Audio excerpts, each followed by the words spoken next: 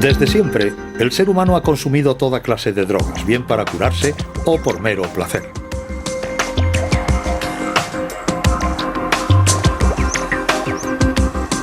Drogas y cerebro, tabaco y alcohol, venenos a la venta libre. Alcohol, cocaína, morfina, pero todas ellas hacen mella en el cerebro.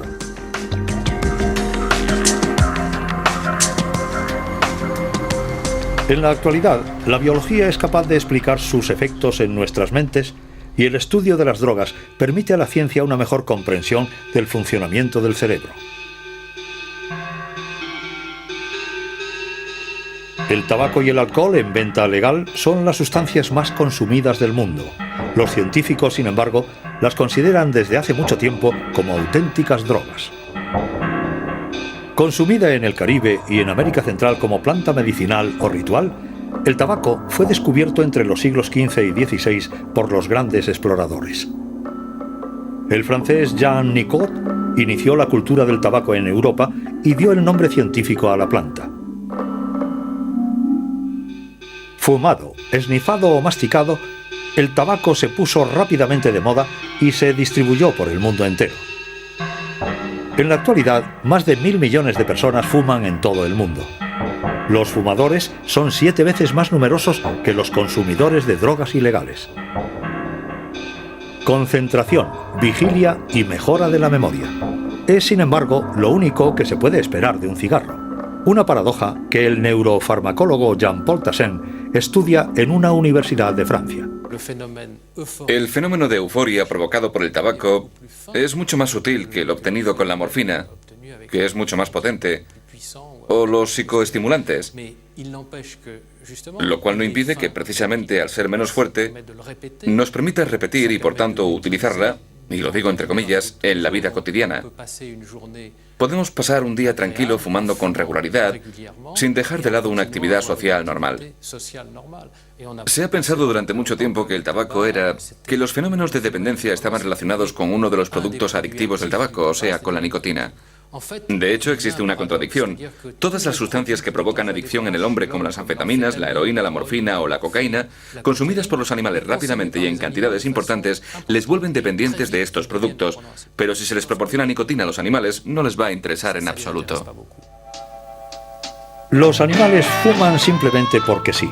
Por contra, los mensajes de salud pública apenas logran algo contra la dependencia de los hombres a los cigarrillos. Y la nicotina, el ingrediente principal del tabaco, ha sido largamente para los científicos el culpable fundamental. If you think this looks ridiculous, remember, smoking is just as unnatural for you as it is for them.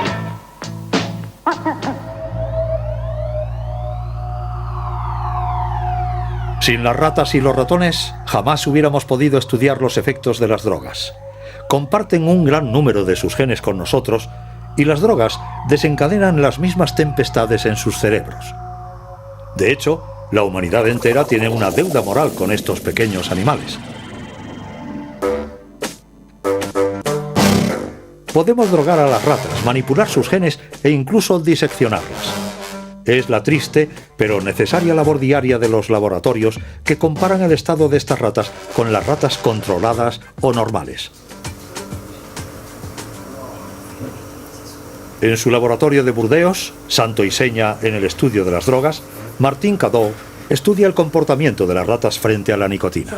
Es cierto que la nicotina es una droga de abuso, contradictoria, pues de hecho posee propiedades adictivas extremadamente importantes, y esto sin tener en cuenta sus propiedades psicotrópicas tan poderosas.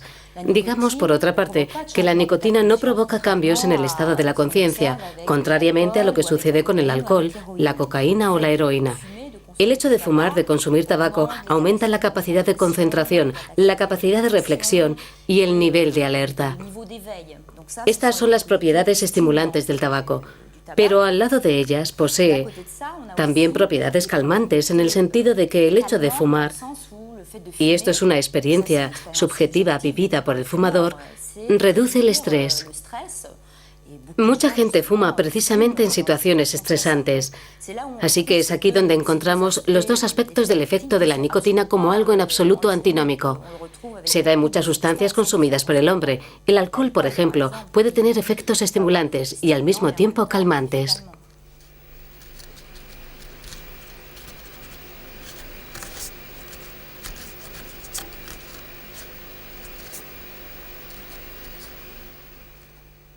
Bien, hemos metido a la rata en una jaula de autoadministración provista de 2 agujeros. Uno va a ser el refuerzo, es decir, que cada vez que el animal meta su hocico en dicho agujero, el ordenador va a activar una bomba que va a empujar la jeringa y que inyectará en la circulación venosa del animal una cantidad determinada de nicotina. El agujero llamado sin refuerzo no va a producir ningún efecto. A través de las sesiones de autoadministración, que en general tendrán lugar una vez al día durante varias semanas, veremos finalmente que el número de visitas al agujero con refuerzo irá aumentando según pasen las sesiones. Es lo que se denomina la adquisición de un comportamiento de autoadministración. En cuestión de días, la rata comprende cómo inyectarse la nicotina.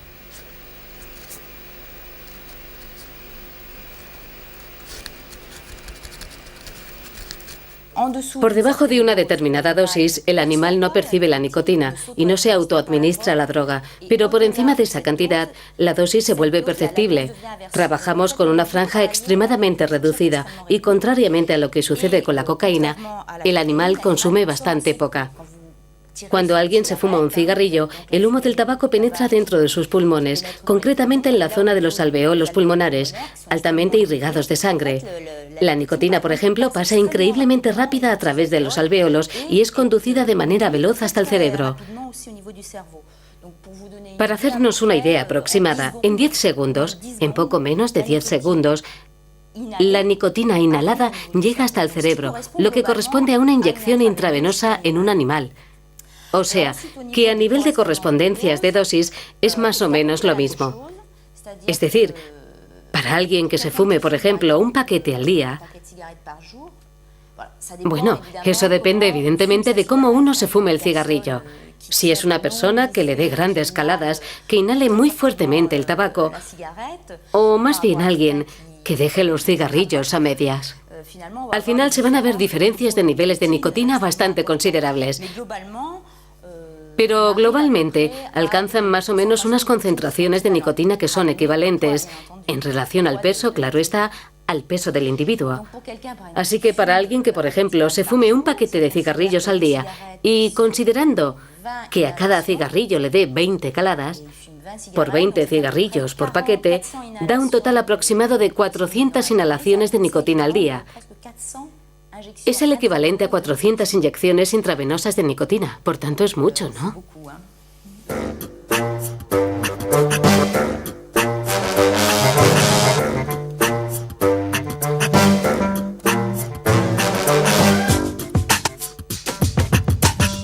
Para actuar, la nicotina, vista aquí bajo su forma cristalizada, como todas las drogas, piratea el sistema de comunicación del cerebro. Pues nuestro cerebro se pasa la mayor parte del tiempo hablando consigo mismo. Su buen funcionamiento se basa en el diálogo incesante entre nuestros 100 millones de células nerviosas, las neuronas.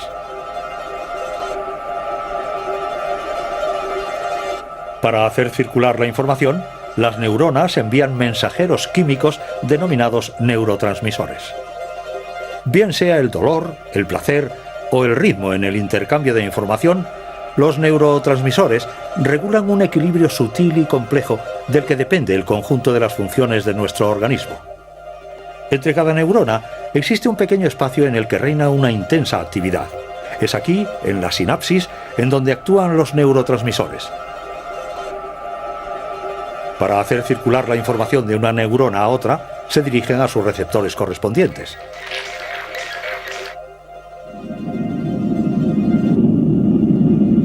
Si la nicotina favorece la memoria y la concentración, es porque boicotea la red de comunicación responsable de estas funciones en el cerebro.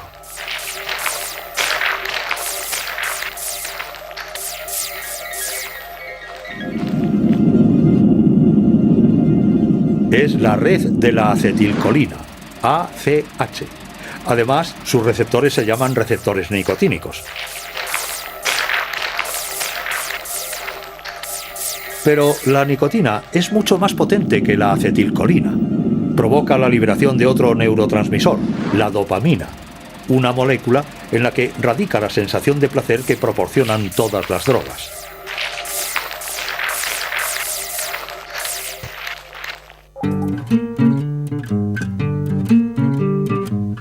Sin embargo, desde hace algunos años se sabe que la nicotina no es la única culpable. Se sospecha que tiene cómplices.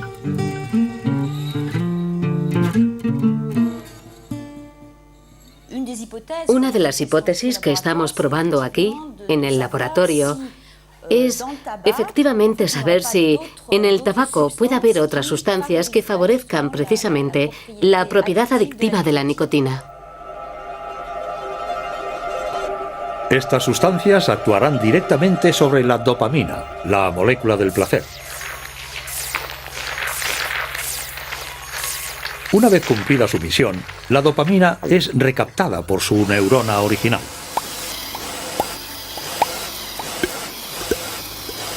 En este momento, una molécula es la encargada de destruirla. Se trata de la monoamina oxidasa, o MAO. Cuando nos fumamos un cigarrillo, un producto químico impide a la MAO destruir la dopamina. Se dice que inhibe a la monoamina oxidasa. Resultado, la dopamina estimula a sus receptores más tiempo del previsto y aumenta el placer. Este mecanismo tiene incluso un efecto antidepresivo. Lo que estudiamos en el laboratorio es cómo el hecho de tener inhibidores de la monoamina oxidasa va a aumentar el poder adictivo de la nicotina. Lo hemos hecho con animales, con ratas, a las que hemos dejado en una situación de autoadministración intravenosa de nicotina. Hemos formado dos grupos de ratas. Un grupo de ratas a las que hemos puesto en situación de poder administrarse únicamente nicotina y otro grupo que tienen acceso a la nicotina más los inhibidores de monoamina oxidasa.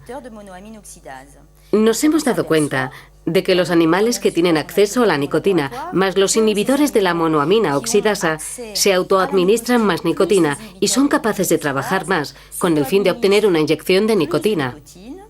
Es decir, que su nivel de motivación, la motivación que muestran para autoadministrarse la droga, es mucho más importante.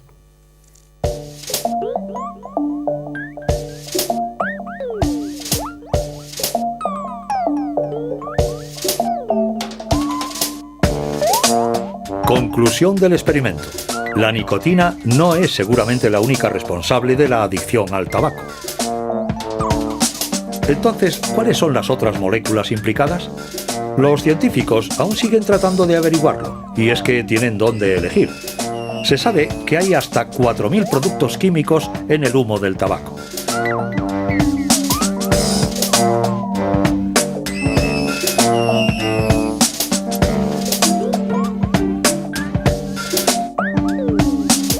Si algunos tienen que ver con la adicción, unos 60 de ellos son tóxicos y cancerígenos. Ahora sabemos mejor por qué fumar mata.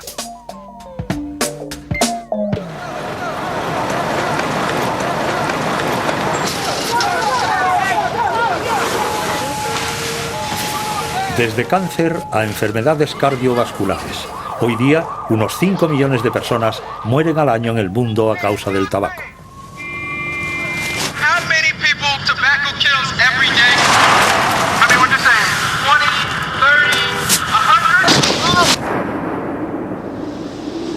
You know what? We're going to leave this here for you so you can see what 1,200 people actually look like. Et je danse de tout mon cœur, car je sais qu'on dit si, si. Et quand je serai moins petite, je fumerai comme un sapeur. Et elle fumait, comme des sapeurs, comme si déjà elle voulait battre l'homme sur son propre terrain. Concours de la plus jolie fumeuse en 1927. Pour ces dames, l'herbe à Nico remplace soudain le thé de 5 heures, la garçonne s'efface dans des volutes de paradis artificiels et Marilyn Monroe perce déjà sous la femme sapeur. Mademoiselle Maud Lottie est proclamée la plus gracieuse fumeuse de France du concours organisé par le fumeur et par Paris qui chante. Concours de cigare vitesse. Messieurs, préparez-vous. Vous êtes prêts? 1930. Aux hommes, comme d'habitude, il reste l'effort athlétique, la rage de vaincre les femmes à la pointe du mégot, même si certains retrouvent au Monsieur Freud des gestes d'enfants pour suçoter leurs cigarettes, comme la tétine d'un biberon. Los cigarrillos no hacen su aparición hasta mediados del siglo XIX. Pronto serán producidos a escala industrial. Pero es en el siglo XX cuando su consumo se dispara, animado sobre todo por la distribución gratuita entre los soldados.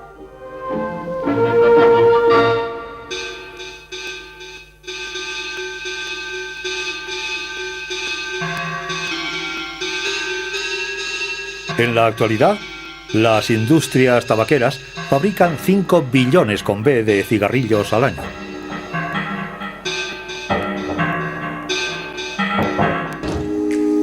Let me take your hand, try to understand. I will always care. Campañas impactantes, aumento del precio, prohibición de fumar en lugares públicos. El consumo de tabaco está bajando en los países desarrollados, pero los que viven de los cigarrillos no corren el riesgo de caer en la quiebra. En los países pobres, la mitad de sus habitantes son fumadores. Los científicos creían saber todo acerca de la nicotina, pero aún les tenía reservadas sorpresas nefastas. Pier Vincenzo Piazza sospecha incluso que daña a las neuronas. Cuando se deja de fumar, uno de los efectos fundamentales del mono son las perturbaciones de la memoria y alteraciones cognitivas importantes. La cuestión es saber por qué ocurre eso. Se ha descubierto que hay 2 zonas específicas en el cerebro en las que hay una gran regeneración de neuronas.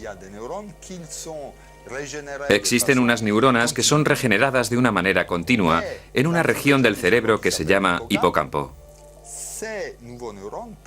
Estas nuevas neuronas parecen ser importantes para la memoria.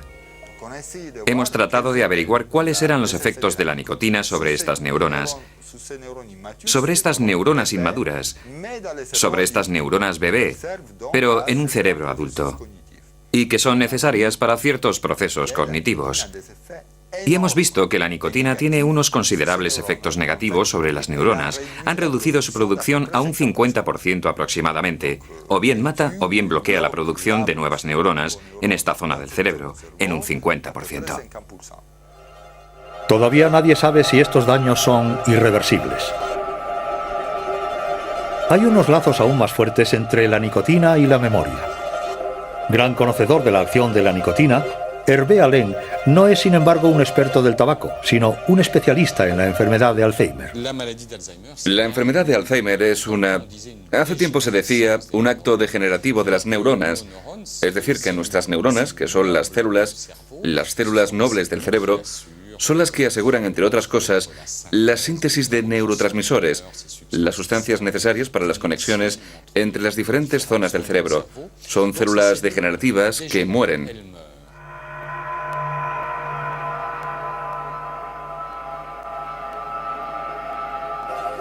No es la muerte de las neuronas lo que desencadena el mal de Alzheimer, una enfermedad que arrastra graves problemas de memoria y de razonamiento y que afecta a 15 millones de personas en el mundo.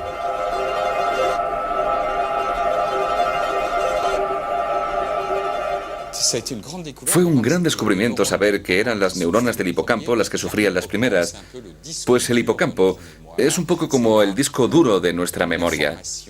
Es ahí donde la información, los recuerdos, empiezan a ser almacenados. Y una vez que el hipocampo hace su trabajo, la memoria a largo plazo va a estar como en una biblioteca localizada en diferentes áreas del córtex.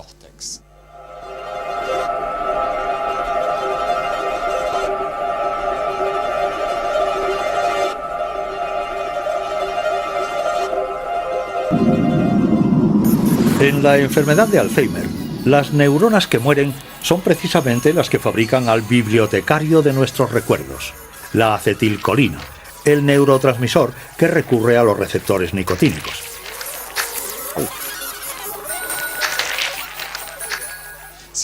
Estos receptores nicotínicos intervienen en el proceso de la memorización, intervienen en nuestra capacidad de mantener la atención. Cuando vemos la televisión o charlamos con alguien, escuchamos. Es necesario escuchar para seguir la conversación. Pues bien, esta posibilidad de escuchar lo que nos cuenta otro o ver lo que hace otro es lo que se denomina atención. Y la atención está altamente condicionada por el buen funcionamiento de los receptores nicotínicos. No se trata solamente, al estimular estos receptores nicotínicos, de mejorar el funcionamiento de la memoria, de nuestra atención, sino al mismo tiempo, y eso hay que probarlo en el hombre, de quizá disminuir e incluso detener la toxicidad de uno de los enemigos número uno del hombre, el Alzheimer. Vean cómo hemos pasado por el tabaco, por la nicotina. Es ya viejo el descubrimiento de la nicotina, de los receptores nicotínicos, hasta llegar a la neurobiología más contemporánea. Todos los grandes equipos del mundo trabajan en lo que acabo de decir, o sea, en cómo se explica que estimulando un receptor podamos jugar con la vida o la muerte de unas células o con la toxicidad de ciertos productos.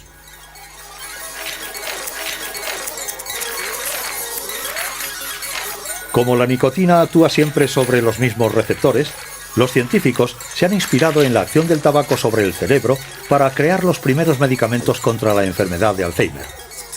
Unos medicamentos que retardarían la evolución de la enfermedad alcanzando a los receptores nicotínicos.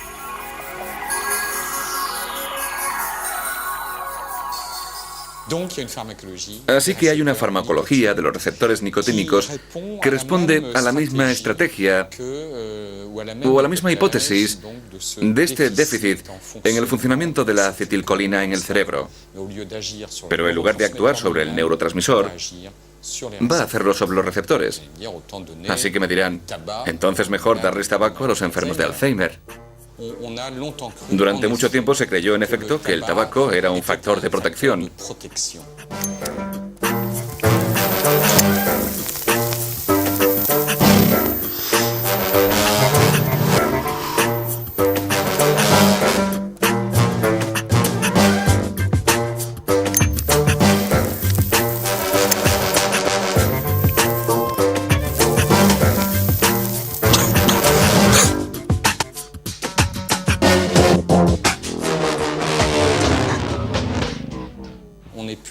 Ya nadie acepta la hipótesis del tabaco como protector, simplemente porque el tabaco puede ser incluso un factor de deterioro intelectual. Y para nada es debido a su impacto sobre los receptores nicotínicos, que a primera vista es bueno, pero no es así.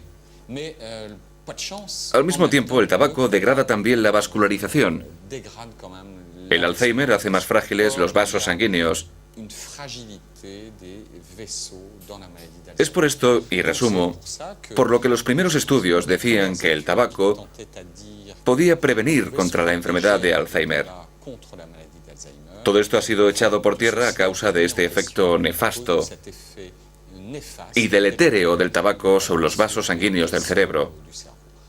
Por tanto, hoy la tendencia, y es el mensaje que hay que transmitir, es que el tabaco ahora, en la actualidad, es considerado todo lo contrario, es un factor de riesgo a la hora de padecer Alzheimer. Vasos sanguíneos más frágiles en el cerebro, adicción, componentes tóxicos, deterioro de las neuronas. No hay duda, el tabaco no es el mejor amigo del cerebro y es aún más nocivo.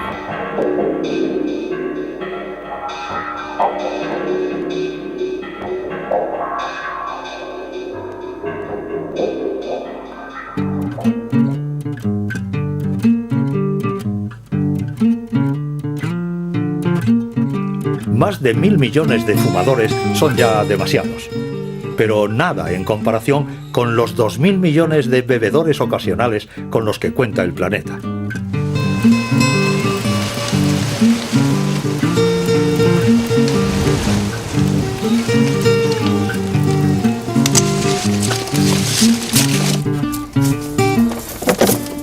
A la venta en la mayor parte de los países del mundo, el alcohol puede ser obtenido por la fermentación de frutas o cereales ricos en azúcar o por destilación.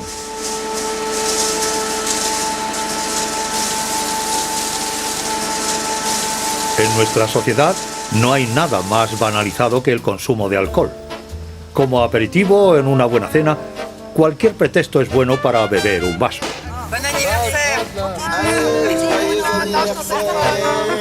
Las palabras alcohol y droga son raramente asociadas, sobre todo en Francia, donde un 20% de la población abusa de la bebida.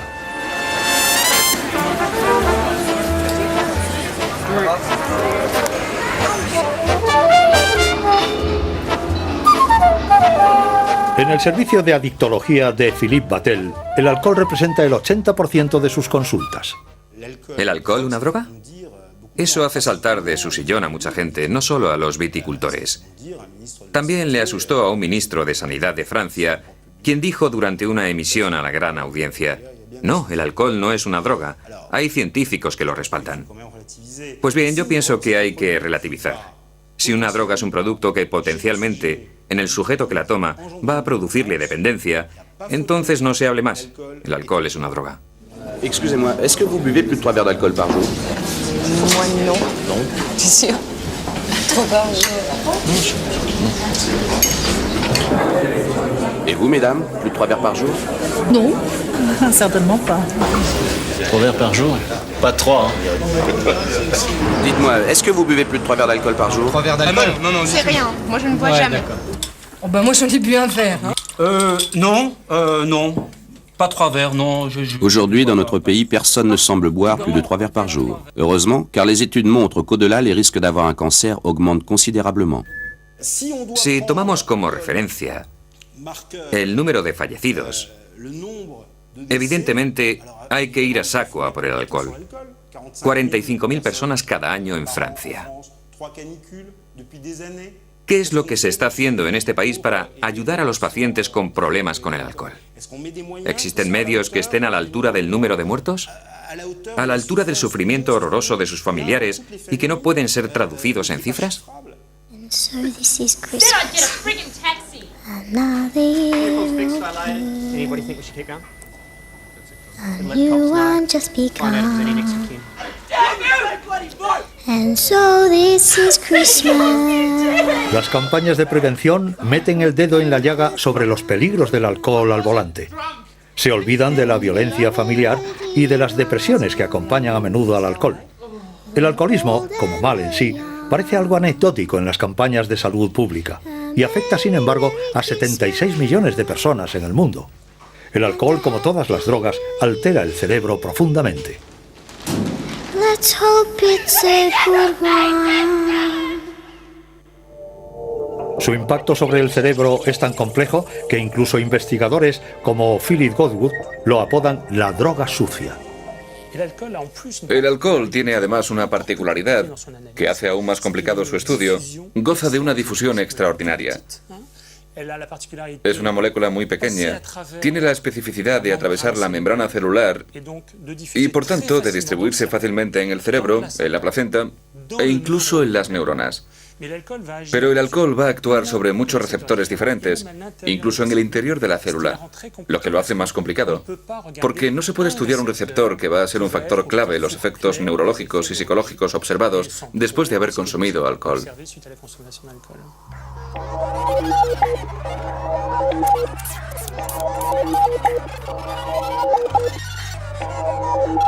La mayor parte de las drogas concentran su acción en un tipo concreto de receptores. El principal ingrediente del alcohol, el etanol, golpea casi todo el sistema.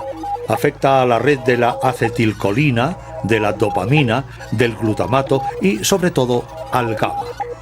En el cerebro de un abstemio, el GABA actúa como el gran ralentizador de la actividad de las neuronas. Alcanzando a los receptores del GABA, el etanol exagera la ralentización cerebral.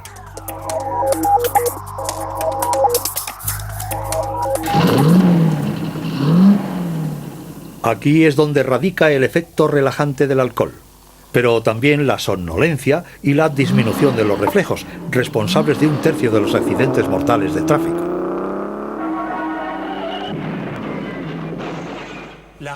La repetición de la actividad alcohólica va a provocar unos efectos de adaptación. El organismo tiene una filosofía en la vida, la homeostasis. Es un término un tanto extraño, pero explica algo muy sencillo: el retorno a un estado de equilibrio. No hay nadie más conservador que el cerebro y el conjunto de los órganos humanos. Cuando alguien viene a modificar su dinamismo, sistemáticamente va a intentar buscar un nivel más adaptado a su modo de funcionamiento habitual. Como el alcohol estimula constantemente al GABA, que es un freno, un neuromodulador, entonces ¿qué va a hacer el organismo para luchar contra esta inhibición? Porque el cerebro tiene necesidad de funcionar, debe funcionar a diario. Al despertarnos, al levantarnos a desayunar, al ir al trabajo para ganarnos la vida, el organismo va a desestabilizar a los receptores GABA. ¿Esto qué quiere decir? Quiere decir simplemente que va a tener menos receptores el GABA con el fin de evitar que le frenen demasiado. Este tipo de adaptaciones acaba por anclar el alcoholismo en las neuronas. El cerebro está obligado a inventar un nuevo estado de equilibrio. Cuando un alcohólico deja de beber, el ya precario equilibrio de su cerebro se derrumba. Es lo que crea el síndrome de abstinencia. Esto se manifiesta por las mañanas en un nerviosismo, en unos temblores algo perceptibles en las extremidades, por una confusión ansiosa, a veces una pequeña obnubilación y luego sudores, taquicardia. O sea que el corazón late más deprisa y una hipertensión arterial. Si no se tratan estos síntomas, y por regla general son tratados por el sujeto adicto al alcohol, precisamente con más alcohol para disminuirlos, pues bien, a lo largo del día, a veces por la mañana, y de una manera extremadamente rápida y fulgurante, va a desarrollarse un gran síndrome de abstinencia con temblores en todo el cuerpo. En el plan psíquico, la obnubilación va a dar lugar a una verdadera confusión, junto a elementos delirantes que están ligados a una percepción errónea. Es decir, que hace que el sujeto interprete bajo su campo visual objetos de los cuales construirá una imagen propia. Un ejemplo, y se ve muy bien en la literatura y en el cine, es que en su delirium tremens va a interpretar una zapatilla como una rata.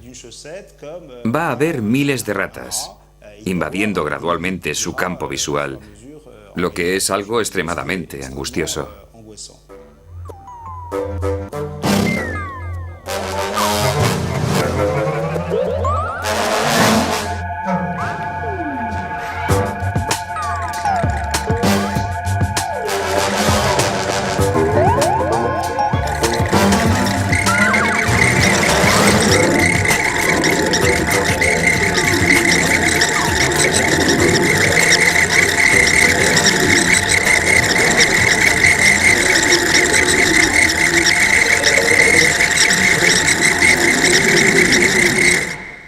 Este desorden cerebral puede conducir a una crisis convulsiva generalizada y, en casos relativamente raros, un 6%, a la muerte del individuo por una hiperexcitabilidad general y una gran deshidratación.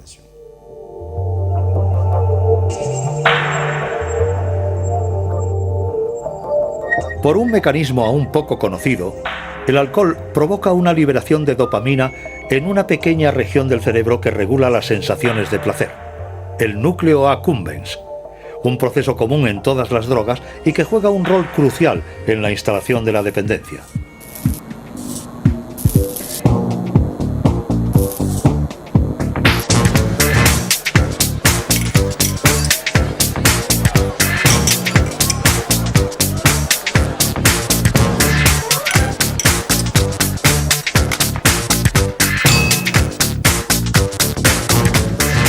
Desde hace años, la tecnología de la imagen aplicada a la medicina permite a investigadores como Jean-Luc Martineau medir los desgastes del alcohol en el cerebro. Hemos empezado a estudiar a pacientes que vienen consumiendo alcohol con regularidad desde hace unos 15 años. Hemos querido averiguar cuál es el gasto de energía en las diferentes partes del cerebro de estos pacientes y si difiere en relación a los sujetos normales. Nos hemos dado cuenta de que hay una disminución considerable del metabolismo de la glucosa, que es la única fuente de energía del cerebro en todas las partes frontales del mismo. Hemos notado, cuando tratábamos de ver si existía alguna relación entre el consumo de energía en las regiones frontales del cerebro y la ejecución de unas pruebas por parte de estos sujetos, que se daba una correlación. Es decir, que cuanto menos importante era la actividad energética, peor realizaban nuestros pacientes los ejercicios de selección de información, los test de memoria inmediata y las pruebas de supervisión o de ejecución de comportamientos.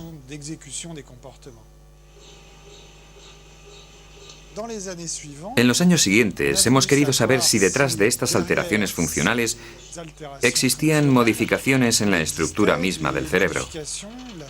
Para eso hemos utilizado imágenes por resonancia magnética que dan una representación excelente de la forma del cerebro, de su anatomía, de la materia gris y de la materia blanca.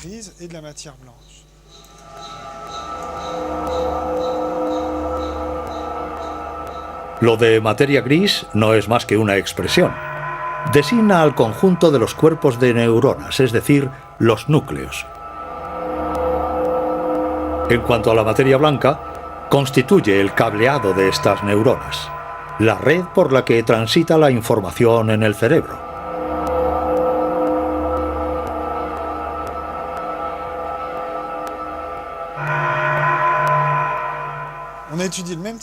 Estudiamos a un mismo tipo de pacientes enfermos ingresados en el área del profesor Reynaud en el servicio de adictología de Villejuif, cerca de París. Estas personas realizaban un consumo regular de alcohol, solicitaban desengancharse de la bebida, pero no mostraban ningún rasgo serio, ningún otro signo de sufrimiento corporal.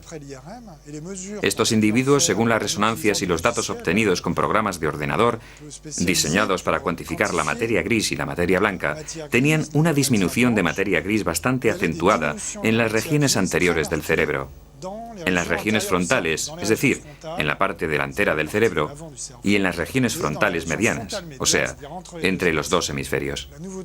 La novedad en estos últimos años es que las técnicas de análisis de imágenes muestran que hasta en casos de consumo moderado se pueden detectar anomalías, no solamente en su funcionamiento, sino también en la estructura y ultraestructura misma del cerebro. Lo que estas imágenes muestran es que altas dosis de alcohol atrofian el cerebro. Las alteraciones más graves que constatan los investigadores se ven a simple vista en algunos alcohólicos.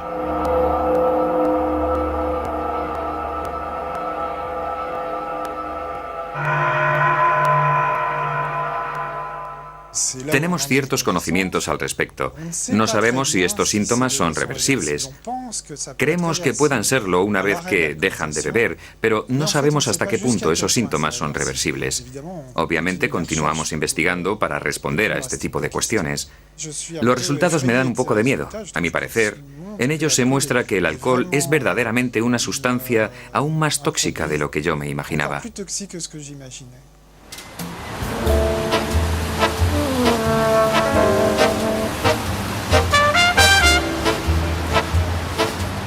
Desde hace tiempo, los especialistas en el alcohol tratan de identificar los factores de vulnerabilidad al alcoholismo.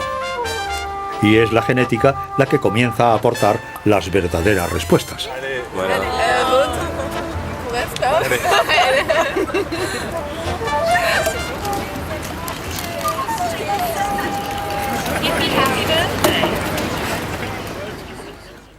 Los factores que provocan la adicción al alcohol son muy complicados porque son una mezcla de factores culturales, familiares, educativos, temperamentales, patologías psiquiátricas también y factores genéticos. El conjunto forma una mezcla difícil de discernir y que hace que ciertos sujetos sean más vulnerables que otros.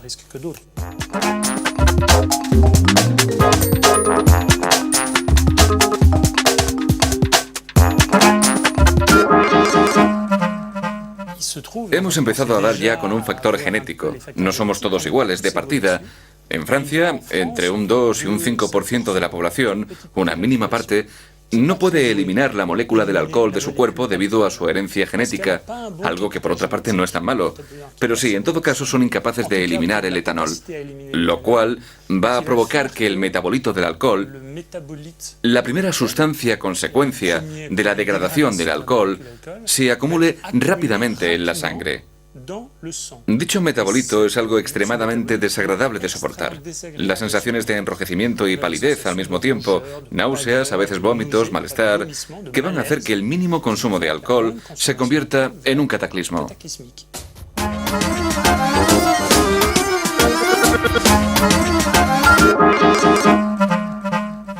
En Francia creo que entre un 2 y un 5% no tolera bien el alcohol. En el caso de los orientales, en países como Corea o Japón, es más de un 40% de su población la que padece intolerancia al alcohol. El hecho de tener tan alto índice de no tolerancia al alcohol lleva consigo, por supuesto, una reducción en el riesgo de alcoholemia o alcoholismo.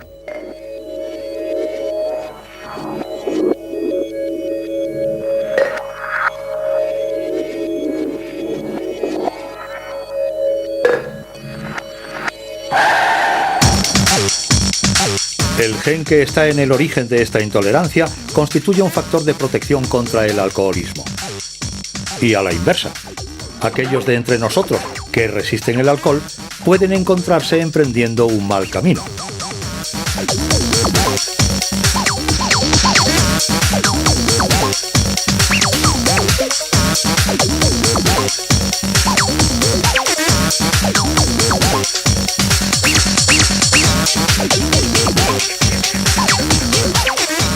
La tónica general mundial es la de reducir el consumo de alcohol, pero los jóvenes, en particular las mujeres, beben cada vez más y a edades más tempranas, una precocidad que las hace más vulnerables al alcoholismo. Si tomas 3, 4 o 5 cervezas y al final ves que no pierdes el conocimiento, o aún más, que mantienes un cierto control de ti mismo, que todavía tienes una gran coordinación motriz, te da la sensación de que no estás tan borracho como tus amigos que han bebido más o menos lo mismo que tú. ¿Y eso qué quiere decir? ¿Se te sube el ego? Yo soporto bien el alcohol, pero uno no se da cuenta de que corre el riesgo de ser alcohólico.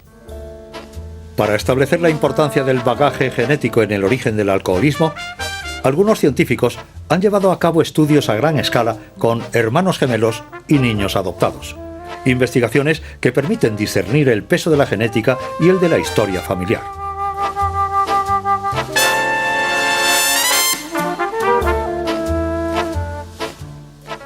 Se hicieron progresos bastante considerables hace unos 30 o 20 y tantos años, gracias a dos técnicas un tanto extrañas que permiten discernir factores que inicialmente eran difíciles de discriminar: los factores familiares y educativos. Por ejemplo, el hecho de vivir en una familia con un padre alcohólico, o los factores genéticos, el hecho de recibir los genes del padre o de la madre.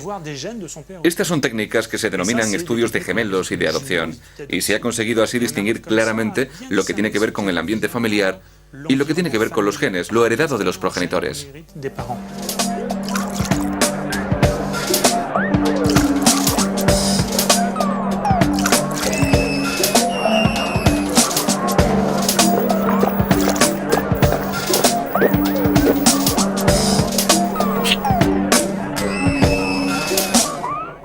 En el estudio de los gemelos en todo el mundo, y de esto hace ya digamos una veintena de años, se estudió a más de 10.000 gemelos de todo tipo de naciones.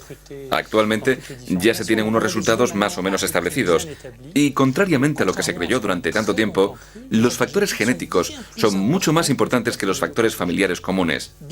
Está claro que no es lo mismo vivir en una familia en donde el alcohol corre a borbotones, donde se banaliza su consumo diario, o incluso uno de los padres hace de él un uso abusivo. Pero el hecho de heredar unos genes que favorezcan el riesgo a desarrollar este problema es aún más importante que los factores familiares, los cuales en sí no tienen efectos neutros. Por tanto, las fuentes son diversas. Actualmente se dice que los factores genéticos influyen en un 55%, es decir, algo más de la mitad de los parámetros que explican por qué podemos caer en una dependencia del alcohol a lo largo de nuestra vida. Esa mitad viene explicada por factores genéticos, por eso es más importante de lo que se pensaba.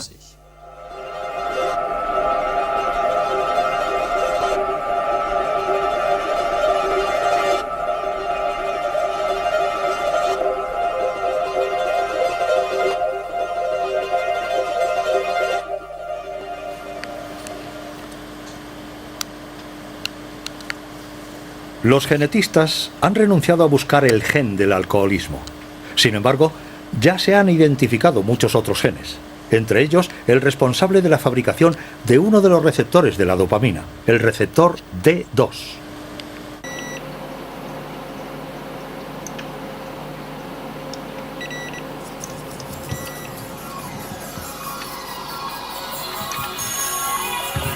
Todo el mundo tiene este gen en sus cromosomas, pero puede presentarse bajo formas diferentes denominadas alelas.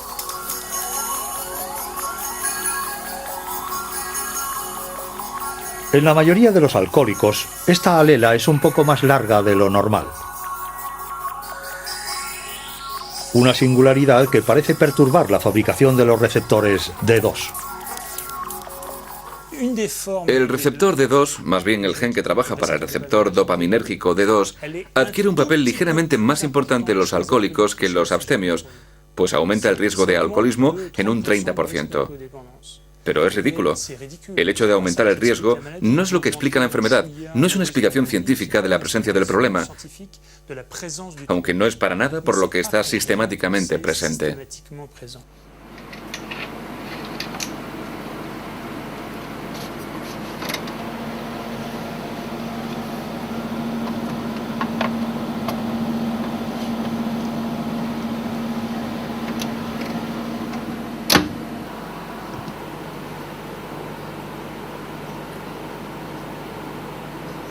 Encontramos la misma anomalía en los consumidores de cocaína y de heroína. Muchos científicos opinan hoy que este gen representa uno de los principales factores de vulnerabilidad a la adicción a las drogas. Pero existen otras anomalías y los genes no pueden explicar todo. He realizado bastantes estudios de genética y cada vez que encontraba un factor de vulnerabilidad, comprobaba que yo también lo poseía. Tengo la alela S del transportador de serotonina que predispone al riesgo de suicidio. Tengo la alela A1 que predispone al alcoholismo. Se lo digo con asiduidad a mis pacientes y a los que participan en mis estudios genéticos, porque nadie es perfecto. Me explico. Sé que quizá puedo ser más vulnerable que otros, pero como mucha gente que es consciente de su vulnerabilidad, le presto más atención a ello. Aunque, bueno, prevenir a un suicida no estaría fácil. Si estoy deprimido, pues voy al psiquiatra. No resulta fácil como psiquiatra que soy, pero a veces damos con ello más adelante. De todas formas, cuando se poseen genes de vulnerabilidad, lo que puede desarrollarla es la ubicación en un medio específico. Y esto es muy importante. Es también un eje al que se recurre bastante en la genética de las adicciones. Hay que tratar de explicar, cuando se posee un gen de vulnerabilidad, que hay que encontrar en qué tipo de acontecimientos, en qué momento, en qué circunstancias, puede salir a flote la patología.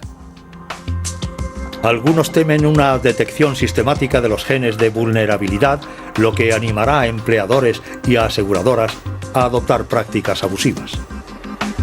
Una idea en completa contradicción con el obrar de los científicos, para quienes la vulnerabilidad no es en absoluto una fatalidad. El alcohol y el tabaco son las drogas más consumidas del mundo. También son las más peligrosas para la salud. Los científicos evalúan ahora en su justa medida la extraordinaria complejidad de su acción en el cerebro.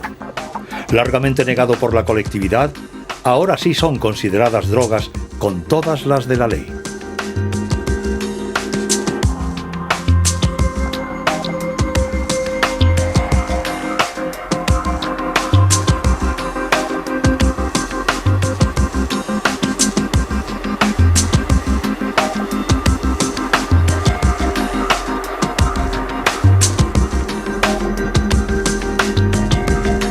A todas las ratas y ratones que cada día en los laboratorios contribuyen a una mejor comprensión de la ciencia humana.